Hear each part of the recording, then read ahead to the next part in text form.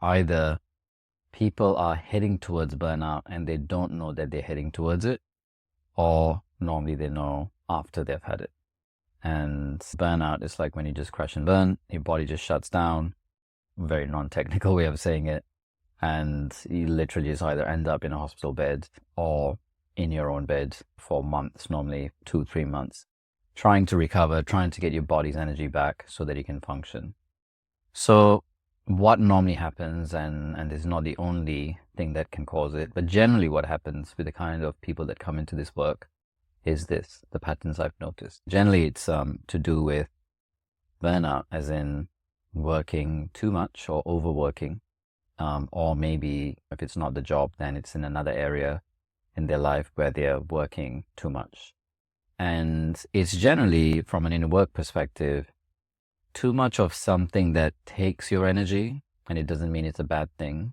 You could be really good at it or enjoy it even, like your job, for example, but it takes your energy, it takes your focus, and not enough of the things that actually nourish you and feed you, so to speak. Right, so that's generally what happens. And when people continue to go down that trajectory, and normally it's how do you cook? How do you boil a frog, right? And I haven't done this, but it's just a saying. How do you boil a frog? You put it in a pot and you turn up the heat on the hot water slowly, little by little. So little by little by little, it doesn't realize the temperature is going up. Therefore, suddenly it's cooking. And it's kind of like that with these things, stress and burnout.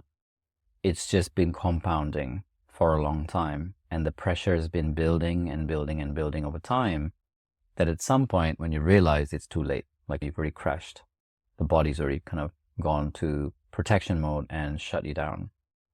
So you might start looking at some, I want to say symptoms, but some signs, as in you're doing too much of one thing and you're low on energy and you're just kind of lacking in rest. You're really in high stress. There's just a lot of pressure, and a lot of your hours in the day is filled with pressure.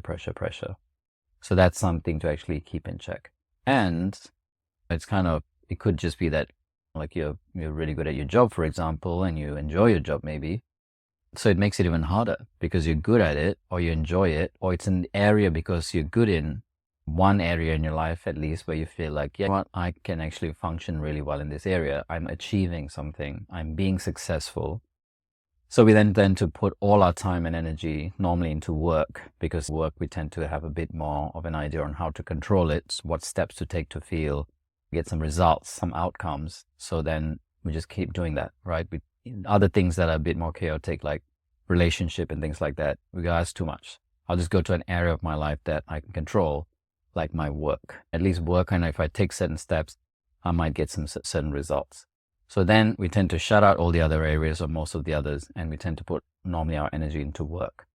And work is not a bad thing. The job is not a bad thing, or your business, if that's what it is not a bad thing. Obviously, you might be good at it, you might enjoy it, but actually too much of something can be not good.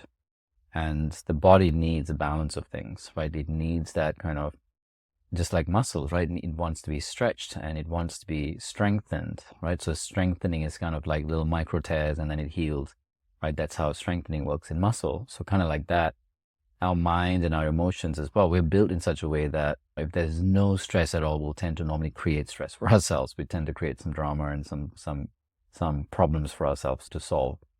But it's good when you have an environment where you're being challenged, you are growing, you could say you're being stretched in a way, or there's like strengthening happening within yourself, some resilience being built. So that's good. And you're good at doing the job. You maybe even enjoy the job. So without realizing, you're putting a lot of time and energy and effort into it. And to add to it, maybe there's pressure from the business that you're working in, or the organization that you're working in, or if it's your own organization, that there is this pressure to keep up, to perform, to meet targets and results and things like that. Therefore, you find yourself putting yourself deeper and deeper into just, let's say, working, where the body then starts to take toll of the stress and the pressure that it's feeling. And at some point, it has to go somewhere. And generally, the body ends up kind of taking most things, like our stress, our trauma, our pain, our struggles, our suffering, all those kinds of things. Like if we don't deal with it, the body holds it, right? And there's books been written on it already. So just kind of catching some of these patterns of like things are unbalanced, way too heavily on one side or the other in your life, and not getting enough rest, for example, or not enough other human connection, which we're all wired for connection. So you can't ignore that. And if not love, at least connection, right? And just being outdoors, being in nature, just the balance of whole things, the whole balance of things, which all humans need, right? And eating well and things like that, nourishing our body and all that is part of it. Moving is another part of it. So some of the things that can help is, I want to say start your day with intention, but actually the way you start your day with intention is to end, when you're ending the current day, you can make a list of, I say a list, but you can do it mentally, acknowledgements, right? I want to say achievements, but actually just acknowledgements. And how I measure success is things that you have control of, right? So steps that you've already taken, not things that are outside of your control, like results. So you can acknowledge yourself for the steps that you've taken, for the things that you've moved forwards by your actions. And then looking at what you need to focus on the next day. So then when you wake up and start your day, you're not having to sit there and think about, okay, what should I do today? You already know from the previous day when you left off, you spent the last whatever minutes looking at, okay, tomorrow when I come into work, here are the things I'm going to focus on, assuming it's work. Or if it's your business, there's probably less boundaries there between your life and your business. So intentionality, right? So your day is led with intention. And what also I mean by that is that having a reason, right? So part of the reason we get caught up in just a lot of doing, so much doing that we burn out, is that there isn't really an idea of why am I doing the doing, right? So when I talk about intention, there's a level of clarity on like, yeah, I'm doing these things, and actually here's why I'm doing them. And if we zoom out, right, from more of like an inner work perspective and your life, so going beyond your job and just looking at your entire life, for example, or the year, we just gone through New Year's, so you might have some New Year's intentions, or maybe you just have some bigger intentions for your life. So aligning it with your bigger purpose, aligning it with your purpose for the year, right? Maybe you've kind of got more technical with it and broke it down to the months or weeks or whatever. So in that case, then fine, you can align it to that. But essentially just having an idea of like, why am I doing the thing that I'm doing? Too often we do lots of stuff, as a box ticking exercise, or busy is a medal that we wear, right? Because I'm really busy. Means what? Oh, maybe I'm achieving a lot. And well, actually, most of the time we're just busy being busy, unless there is intention behind the busyness. There's a clarity behind, right, the actions, like the intention behind the action. So that's the first thing I would come to. Second is kind of being intentional with the time that you're using. So I'll speak for myself, what works for me, and if it's helpful, then you can apply it for yourself, is chunking down time. And I find that my brain can focus on something for maybe around 50 minutes maximum. So then I'll generally set a timer, sit down and focus on one thing, turn off all distractions, tell everyone not to disturb me, and just focus on that one thing, right? So, or 50 minutes or less, maybe it's a half an hour chunk of time. Do nothing else but that one thing, because that start, constantly stopping and starting doesn't work, right? We're not productive. So to be productive, to actually get things moving forwards when I'm doing things, partitioning out the time, focus time, and just get the thing done, right? Whatever that thing is. And then at the end of the 50 minutes, take a break, get up, grab a glass of water, go for a little walk around the house or the block if you want, stretch, do something, or put some music on and jump around if that's your thing, or get on the mat and do a few stretches or whatever. Like just have a little break, 10-minute break, and then come back to your list of actions where they were aligned to your intentions and go on to the next thing. So you're moving your day forwards. And for me, I generally would go, normally like aim for 1 to 3 things. If I can do one thing a day that's going to move my life forwards or my business forwards, great. I'm already, in a way, I'm kind of winning, I'd say. better than actually doing lots of stuff, but none of it actually mattered. None of it moved the needle forwards, so to speak. And then boundaries. I talk a lot about in our work around setting boundaries. Mini version of that I would say here is, what is a boundary? You could say like an imaginary line, right? That's as far as someone can come into your space, so to speak, metaphorically speaking, right? Or what you would accept. And most of the time people don't know where that line is.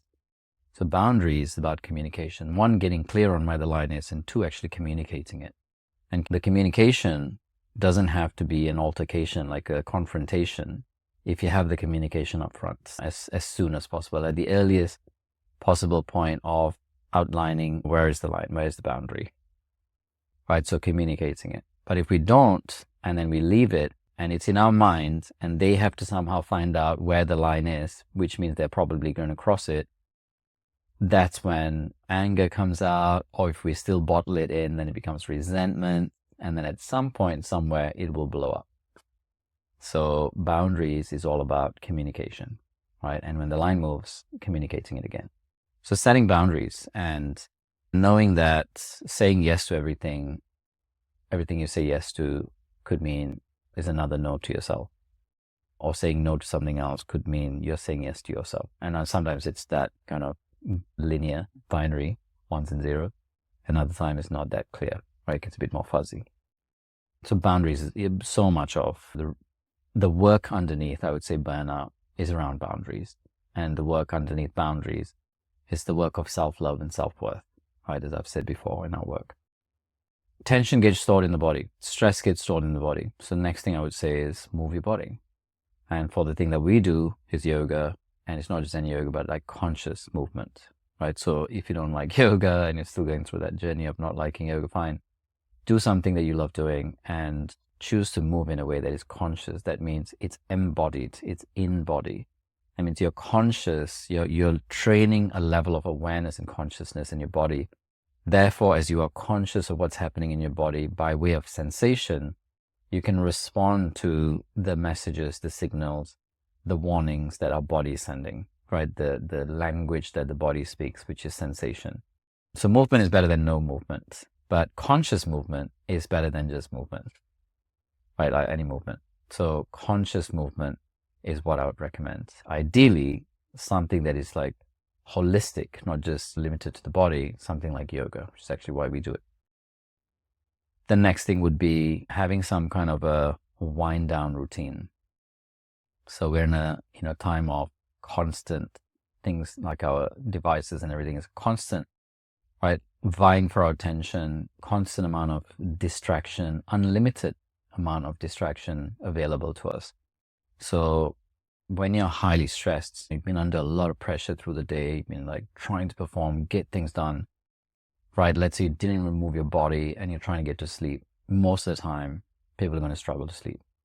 When we get to sleep, the mind gets to play out thoughts in the form of dreams. Thoughts that it didn't get to play out through the day because you were too busy, generally gets played out, right, in our dreams, right? And it mixes information and it put together and just starts to get playful and creative with it. But sometimes we don't even get to sleep. So getting to sleep, you might need to have some kind of a wind down routine. I would recommend, if you don't do gratitude during the day, maybe do it before you go to sleep.